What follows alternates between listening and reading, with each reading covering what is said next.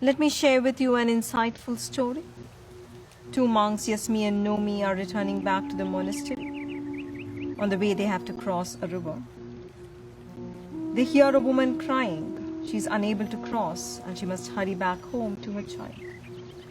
Yesmi reaches her and helps her cross. After an hour, Nomi speaks up. Do you know what you have done there? Our master said not to look at a woman. You went and spoke to her. Our master said don't speak to a woman. You touched her. Master said do not touch a woman. You carried her. Yesmi replied, but I dropped her half an hour ago. It is you who's still carrying her. These two characters represent our two inner states. The suffering state, where our baseline mood is sadness, irritation, and anger. And the beautiful state, which is filled with wholeness, calm, joy, and courage. Yesmi represents a beautiful state. Nomi represents a stressful state. Nomi was agitated before the event, during the event, and after the event. His inner agitation led him to overcomplicate matters and act irrationally. Yesmi was present in action, and once the action was over, he left the event totally. There are only two states in which any human being on this planet lives. Whether you are a Christian, Muslim, Hindu, Buddhist, anyone in this world, we only experience life from two states. One is a suffering state, the other is a beautiful state. Now, in suffering states, you are experiencing your relationships or whatever you're doing from stressful states. You are anxious, you are stressed, you are in anger, you are in fear. So suffering states are clearly states that destroys your inner world and in turn affects your external world. What do we usually do when you get into stress? You indulge in stress and live in those stressful states for very long periods of time.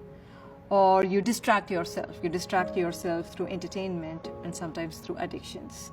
And you experience a dopamine high. But once the dopamine subsides, you again get back into feeling meaningless or purposeless or lonely in life. The third set of people replace the inconvenient beliefs with more convenient ones. As we observe, the more you try to replace the old becomes much more stronger and more powerful. Whereas on the other hand, beautiful state are states where you experience love, joy, connection, and you are also very, very clear about what you want to do with your life. This journey is not limited to a spiritual seeker. This journey is for anyone and everyone who wants to live a beautiful life. It is unfortunate that our society, our education system, our parents have not brought attention to our inner state. They never felt it was important to live in a beautiful state. That has not been part of the education. It is all about showing, about achievement, about having things and people. It's about position. But very little effort or very little attention has been brought to how we feel. As we move past life, as we move past the experiences of rejection, of loss, of separation, and as we move through suffering, we really do not know what to do with that suffering state.